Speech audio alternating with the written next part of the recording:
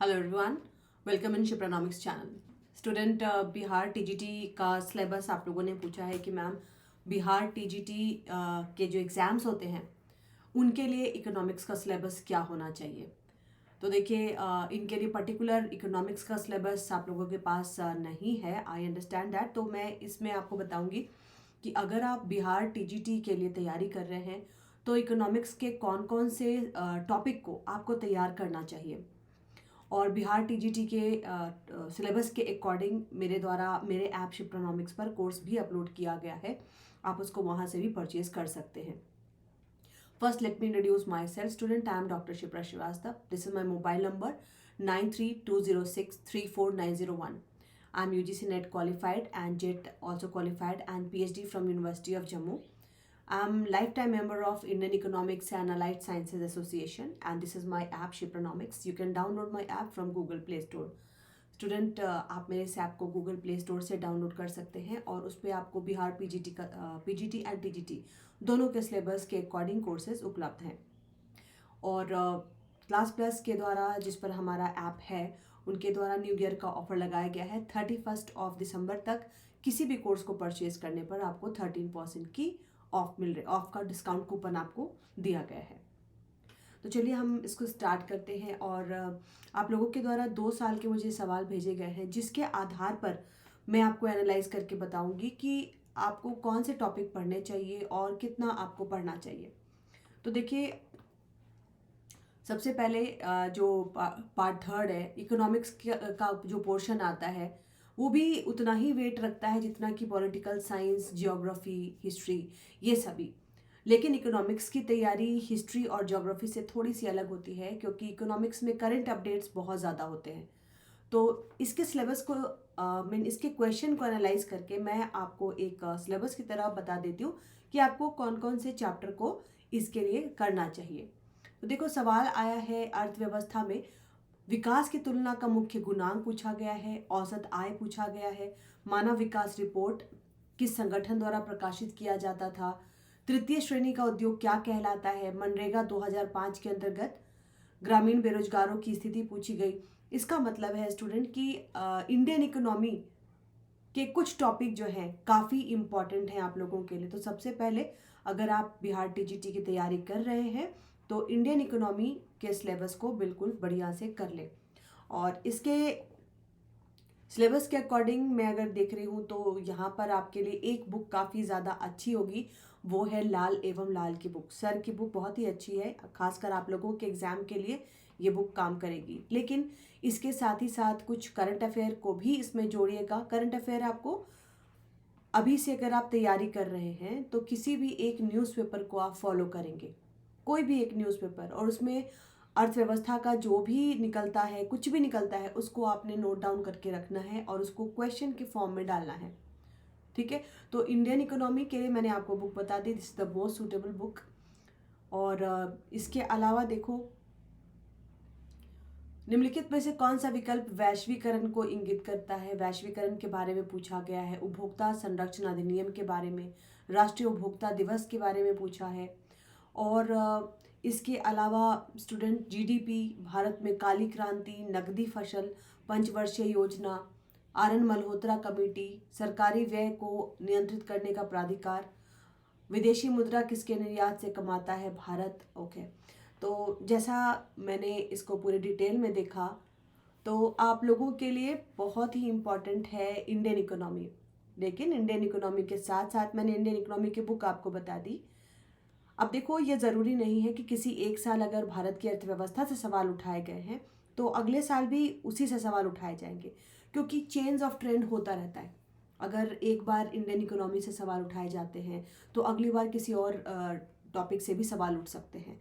तो ये जो आप लोगों ने मुझे टीजीटी का क्वेश्चन भेजा है, इस क्वेश्चन में इंडियन इकोनॉमी का बेसिक, इंडियन इकोनॉमी के करंट डाटाज और इंडियन इकोनॉमी का जो इम्पोर्टेंट टॉपिक है, खासकर मैं आपको बता देती हूँ जो टॉपिक आपके लिए इम्पॉर्टेंट होते हैं।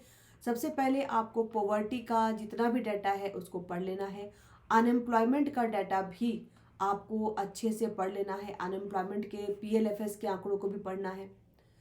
इसके साथ ही साथ आपको प्राइमरी, सेकेंडरी और टर्शियरी मतलब कृषि क्षेत्र को अच्छे से पढ़ लीजिए, वर्तमान स्थिति कृषि क्षेत्र की क्या है, निर्यात में कृषि का क्या स्थान है, कृषि की क्रेडिट की क्या स्थिति है। इसके अलावा उद्योग के बारे में भी डिटेल में पढ़ लीजिए। इसके साथ ही साथ सेवा क्षेत्र से भी सवाल उठे हैं, तो सेवा क्षेत्र को भी पढ़ना ज़रूरी है ध्यान से। एंड कृषि हो गया, उद्योग हो गया, सेवा क्षेत्र, और सबसे इम्पॉर्टेंट जो है योजना, जैसे प्रधानमंत्री किसान सम्मान निधि योजना, ये किस तारीख से शुरू की गई थी, इस प्रकार के क्वेश्चंस मैं देख रही हूँ। तो कोई बहुत ज़्यादा कॉम्प्लिकेटेड सवाल नहीं है। योजना से रिलेटेड जो भी सवाल आए हैं, कोई भी योजना अगर पूछी गई है तो केवल उसकी शुरुआत की तारीख पूछी गई है। ऐसा नहीं कि इस योजना से रिलेटेड बहुत ही ज़्यादा कॉम्प्लिकेटेड क्वेश्चंस पूछे गए हैं। तो केवल अगर आप ये भी कर लें कि कौन सी योजना कब आई थी और किससे संबंधित थी, ठीक है।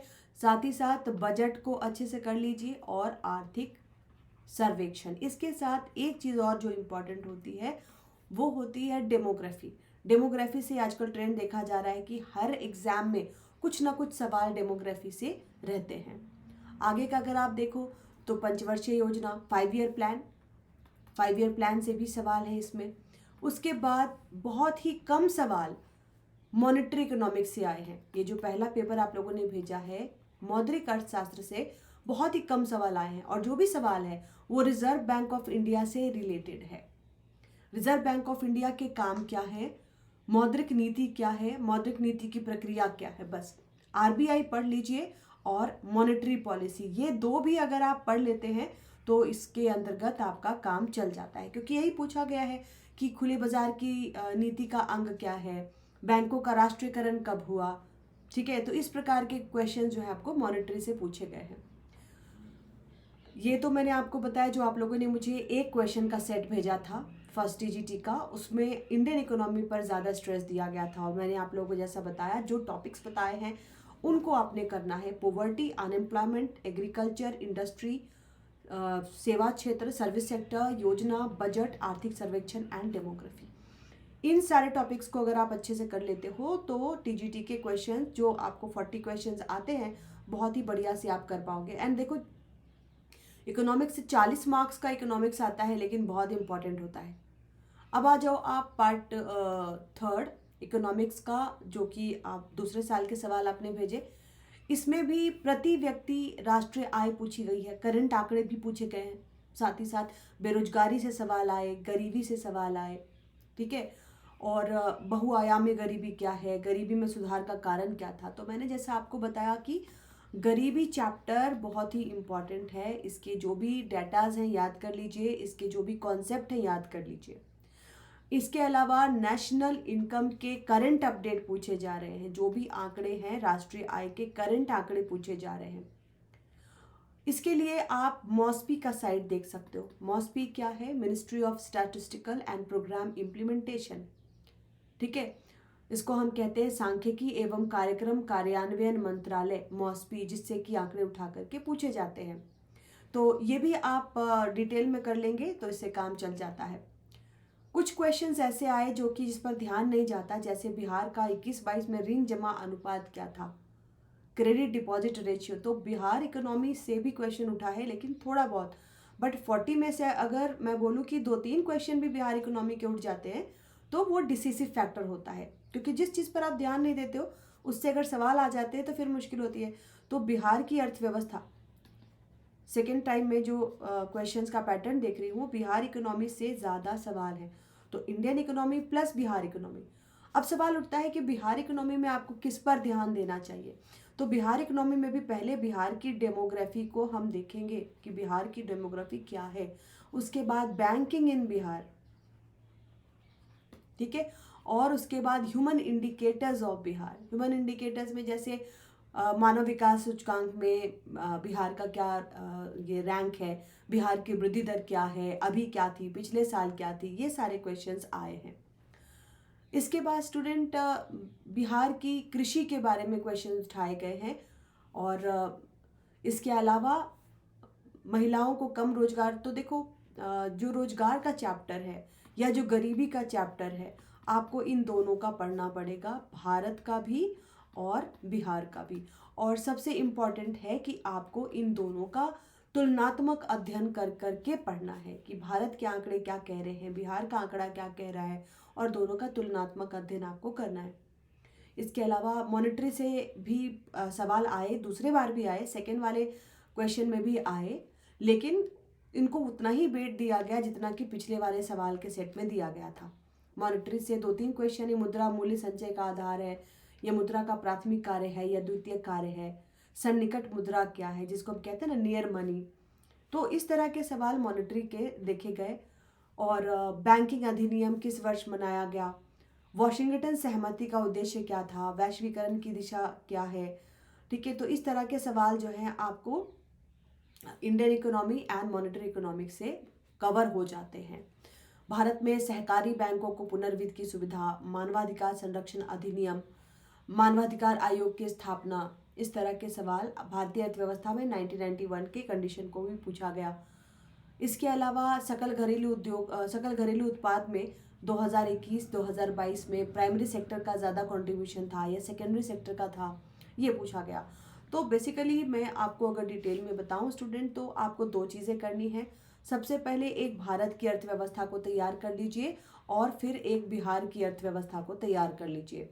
भारत की अर्थव्यवस्था में कृषि की भूमिका, कृषि की आद्यतन स्थिति, कृषि का कंट्रीब्यूशन क्या है जीडीपी में, और इसी तरीके से कृषि बिहार में कृषि का कंट्रीब्यूशन क्या है जीएसडीपी में, ग्रॉस स्टेट डोमेस्टिक प्रोडक्ट में।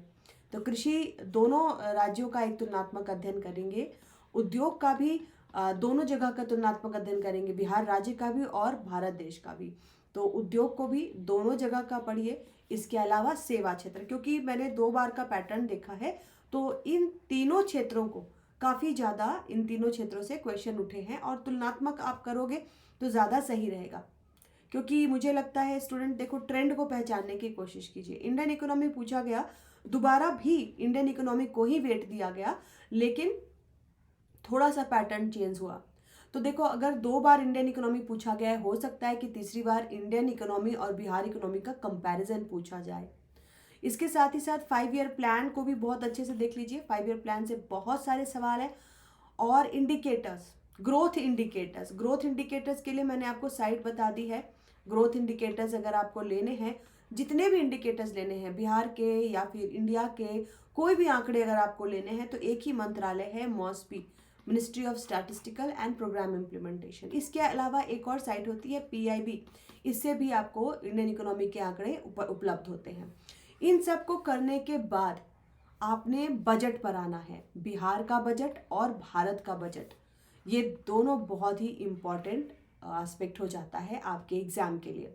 बिहार बजट और भारत का बजट, साथ ही साथ आर्थिक सर्वेक्षण बिहार का और भारत का। तो इसको हम याद कर सके, इसको इतने सिलेबस को हम ठीक से कर सके, इसके लिए क्या चाहिए। तो स्टूडेंट, आप जो इंडियन इकोनॉमी का करते हो, इसमें कॉन्सेप्ट से तो सवाल आए हैं, थोड़े बहुत हैं, लेकिन ज़्यादा सवाल आपको करंट इकोनॉमी के हैं। तो बेहतर होगा कि आप इसका टेस्ट सीरीज़ अगर आप परचेज करें, कम से कम इंडियन इकोनॉमी पर ढेर सारे क्वेश्चंस अगर आप कर जाएं, तो आपके लिए बहुत ही अच्छा रहेगा। तो आपके क्वेश्चन के पैटर्न को देखते हुए मैं आप लोगों के लिए, जो टीजीटी के स्टूडेंट हैं, टीजीटी बिहार, आप लोगों ने बहुत रिक्वेस्ट किया है, बहुत सारे मुझे मैसेजेस आए, बहुत कॉल्स आए स्टूडेंट। तो मैं टीजीटी बिहार के लिए कोर्स तो पब्लिश कर दूंगी, लेकिन मेरा कहना है कोर्स में कुछ भी ऐसा नहीं, थियोरेटिकल नहीं है कि आपने कोर्स परचेस करना पड़े, ठीक है। तो आपका काम केवल टेस्ट सीरीज से भी चल सकता है। मैं ऐसा इसलिए नहीं कह रही हूँ क्योंकि मुझे पढ़ाना पड़ेगा, मैं ऐसा इसलिए कह रही हूँ क्योंकि ज़्यादातर सवाल भारतीय अर्थव्यवस्था और बिहार की अर्थव्यवस्था से हैं। तो इनको अगर आप टेस्ट सीरीज के माध्यम से करोगे तो ज़्यादा अच्छे से कर पाएंगे, ठीक है। टेस्ट सीरीज के माध्यम से इंडियन इकोनॉमी की तैयारी बहुत अच्छे से हो पाएगी, क्योंकि ज़्यादातर आपको आंकड़े रटने हैं। मैंने जो आपका पैटर्न देखा, इसमें आपको रटना ज़्यादा है, लेकिन एक डायरेक्शन मिलना चाहिए। हमें क्या पता चलता है कि हमें पढ़ना कहाँ से है, ये पता चल जाए, हमें सोर्स पता चल जाए, जो कि मैंने आपको बता दिया कि इन सोर्स से आप पढ़ सकते हो। और अगर हमें एक दिशा दे दी जाए और हमें उस पर कुछ क्वेश्चन फॉर्म कर दिए जाएं, तो आराम से आप इस एग्जाम के इस 40 मार्क्स के इकोनॉमिक्स को कवर कर सकते हैं। नथिंग इज़ वेरी डिफ़िकल्ट, जैसा मुझे आप लोगों के बात से लग रहा था, कुछ भी डिफ़िकल्ट नहीं है आपका पेपर। बट तैयारी के लिए सोर्स की ज़रूरत है, तैयारी के लिए आपको टेस्ट सीरीज़ लगाने की ज़रूरत है तो वो मैं आप लोगों के लिए पब्लिश कर देती हूँ। टेस्ट सीरीज़ मेरे ऐप पर आज ही पब्लिश हो जाएगा। आप सभी इस टेस्ट सीरीज़ को ख़रीदें और जितने लोग जुड़ते हैं उसके बाद मैं इसमें टेस्ट स्टार्ट कर देती हूँ, जितने ज़्यादा क्वेश्चन मैं करा पाऊँ। और स्टूडेंट इस टेस्ट सीरीज़ की वैलिडिटी मैं 10 मंथ्स रख दूँगी ताकि जब तक एग्ज़ाम हो आप इस टेस्ट सीरीज़ के माध्यम से अपना एक नोट्स बना पाए। ठीक है, तो ये मेरी स्ट्रैटेजी रहेगी आपके एग्ज़ाम के लिए। एंड कोर्स भी पब्लिश कर दूंगी, बट कोर्स से बढ़िया है कि आप अपने पास एक किताब रख लीजिए। उस किताब से जो भी मैं पढ़ा रही हूँ मैं एक दिन पहले टेस्ट सीरीज़ के एक दिन पहले आपको बता दिया करूँगी कि आपको इस चैप्टर से पढ़ के आना है। तो उस चैप्टर से पढ़ के अगर आप टेस्ट सीरीज़ ज्वाइन कर लेते हो तो आपके लिए इजी रहेगा, आपका रिवीजन हो जाएगा और आपकी तैयारी भी अच्छे से हो जाएगी। तो आई होप स्टूडेंट मैंने थोड़े विलम्ब के साथ बताया, क्योंकि बिलीव मी स्टूडेंट, मेरे पास अभी कम से कम 8-9 स्टेट्स हैं जिनके PGT, assistant professor and TGT को मैं संभाल रही हूँ। तो आप सभी के लिए एक शिप्रा मैम है, लेकिन मेरे लिए आप सारे स्टूडेंट्स हो। एंड इतने इमोशनल मैसेजेस आप लोग भेजते हैं कि मैम हमारे बिहार के लिए आप कभी कुछ नहीं करते, तो ऐसा नहीं है स्टूडेंट। मैं बिहार से ही मेरी पढ़ाई लिखाई हुई है, मैं समझ सकती हूँ। जब हम भी पढ़ रहे होते थे तो हमें लगता था कि कोई हमें बता दे कि किस किताब से पढ़ना है, किस तरीके से पढ़ना है और कितना पढ़ना है। तो बहुत मेहनत पड़ी और आपको भी पढ़ रही होगी, आई अंडरस्टैंड दैट। और आई अपोलोजाइज फॉर दैट स्टूडेंट कि इतने मैसेजेस के बाद और इतने ज़्यादा इमोशनल मैसेजेस के बाद मुझे आज आप लोगों के लिए टाइम मिल पाया, लेकिन मैंने प्रॉमिस किया था। एंड पिछले 2-3 दिन से नेटवर्क की कंडीशन भी ठीक नहीं थी। तो चलिए, जैसा मैंने आपको बताया है, और टेस्ट सीरीज़ मैं आज ही पब्लिश कर दूंगी। और जितने भी इंडियन इकोनॉमी के क्वेश्चंस हैं हम उस पर मैं आपको एक दिन पहले इस टॉपिक को बता दूंगी, आप उसको तैयारी करके आएंगे एंड आप अपनी तैयारी, वो जो 40 क्वेश्चन से आपको प्रॉब्लम हो रही है इसके बाद वो प्रॉब्लम नहीं होगी। That's all for today. Thank you, bye bye.